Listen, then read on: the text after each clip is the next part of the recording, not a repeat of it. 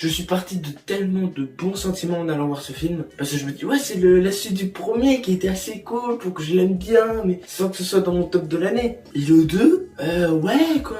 Yo tout le monde, j'espère que vous allez bien. Yo tout le monde, c'est Anthologie. Aujourd'hui, on se retrouve pour une nouvelle critique et l'avant-dernière critique de l'année. Car aujourd'hui, on parle des 3 mousquetaires Milady. C'est lui le traître. Je ne suis pas l'homme que vous croyez.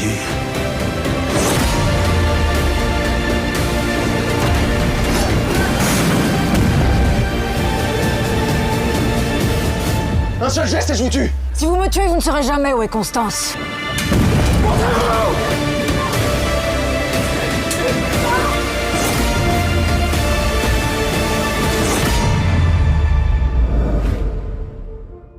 Alors pour ceux qui savent pas, c'est la suite des 3 mousquetaires d'Artagnan que j'ai fait une critique. Donc allez la voir, il est sur la notation ou ici ou en lien en description. J'en ai déjà fait une critique, donc je vais pas m'éterniser sur le premier qui était vraiment assez sympathique pour que je l'apprécie beaucoup plus qu'un film normal. Mais là, quand j'ai vu la bande-annonce, ma hype est montée parce que la bande-annonce, je la trouve incroyable. Mais quand je suis allé voir le film, au départ j'ai bien aimé, genre assez long, assez calme, tout comme ça. Et plus on avançait, plus je m'ennuyais. Parce qu'il y a moins de scènes d'action que dans D'Artagnan déjà de une. Et ça me dérange pas s'il y a pas trop de scènes d'action, ça me dérange pas. Mais si l'histoire me met pas dedans, je vais pas y arriver. L'histoire, il y a plein de trucs qui sont pas très logiques, même pas du tout. Après on va en parler des personnages de l'histoire, je l'ai pas trop apprécié. Genre D'Artagnan, je l'ai bien aimé parce que ça montre l'introduction, comment est devenu mousquetaire, bon même assez rapidement. Mais au moins ça montre et tout comme ça. Là, le 2 c'est en mode, vous avez vu le 1, bah maintenant vous avez tac, vous êtes dans plein d'endroits, vous comprenez. On dirait que c'est un film du MCU, genre vous allez dans n'importe quelle planète, vous comprenez plus rien. En plus le pire, c'est que pendant que ça fait un plan sur la ville ou le château, ça le met mais en bas à droite de l'écran, genre vraiment tout petit. Et si t'es pas au fond, bah tu vois rien, mais sinon tu fais tac et t'es en train de... Voilà. Maintenant, les personnages. François Civil, toujours aussi bon. Toujours aussi bon. Vraiment, c'est un des meilleurs acteurs du film. Bon, à part une scène où j'ai trouvé que c'est... Ouais, il y avait un petit souci, mais sinon, en termes général, c'est très bien. Vincent Cassel en... Alors, attends, Aramis, Romain Duris, Porthos, D'Artagnan, et j'ai plus de... En plus, on m'en parle beaucoup de bien. Bah, le personnage que fait Vincent Cassel, très bien aussi. Bah, Vincent Cassel, de toute façon, c'est un immense acteur. Il a fait La Haine, j'ai pas trop vu de film de lui à part La Haine. Mais sinon, voilà, il est très bien. Porthos et Aramis. Aramis, il y avait un truc à faire. Il y avait un truc à faire plus que le duo comique. Parce que pour moi, Aramis, à part un petit moment qui est vraiment très cool, où on montre la fraternité de Porthos et Porthos, pardon. Et ça, c'était cool, mais après le reste, c'est vraiment que des blagues qui sont assez drôles, je trouve. Mais sinon, Porthos et Aramis, c'est à peu près le même truc. Même Porthos, c'est que de l'humour. Que de l'humour, même à la fin, il va faire quelque chose qui, bon, peut vous faire rire. Moi, j'ai rigolé. Mais si je dois le revoir, ça me fera pas rire parce que je sais de la blague. Et en plus, je me dis, j'ai rigolé à ça. Donc voilà.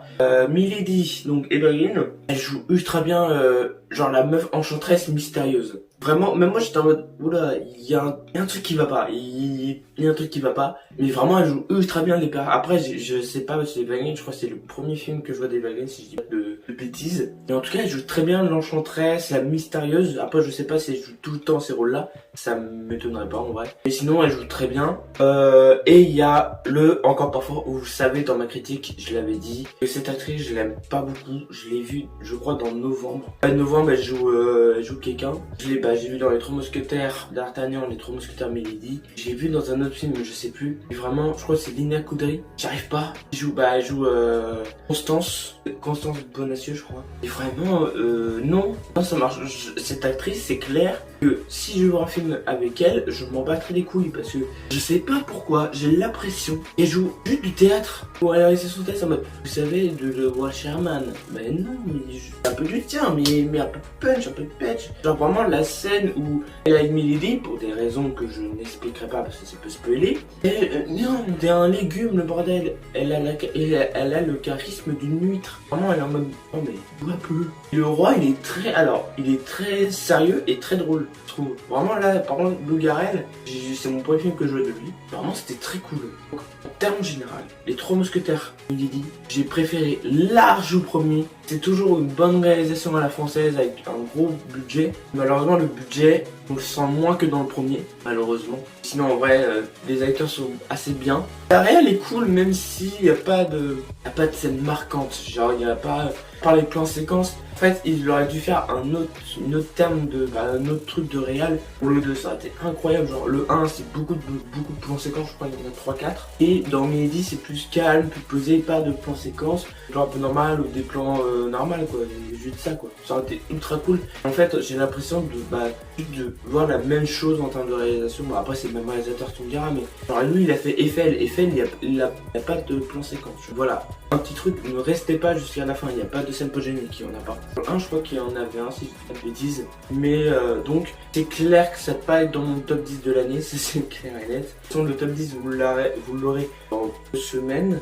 Dans 2 semaines, alors je tourne cette vidéo. J'espère que cette vidéo vous a plu. N'hésitez pas à liker, à vous abonner avec la petite cloche, ça me fait vraiment plaisir. Et à commenter, si vous êtes allé voir le film, qu'est-ce que vous en avez pensé, ça me fait très plaisir, je répondrai à tout le monde. Sur ce, on se retrouve samedi pour l'annonce du gros projet qu'on travaille avec PK. On aura besoin de vous. Là, c'est vraiment la vidéo où j'aurai besoin de vous le plus possible. J'en dis pas plus, mais on a besoin de vous avec PK le plus possible. Rendez-vous samedi à 18 h pour la vidéo explication de tout ça. Joyeux Noël, je vous dis ça en avance parce que du coup la vidéo annonce on l'a tournée, ça fait 1 semaine qu'on l'a tournée, elle est déjà prête. Joyeux Noël, j'espère que vous avez eu de bons cadeaux à Noël. Et puis ben voilà. Et surtout, n'oubliez pas, les jeux vidéo, les films, les séries, la famille, les cadeaux, le sapin de Noël, c'est bien, il faut pas en amuser parce que on a qu'une vie. Et ciao.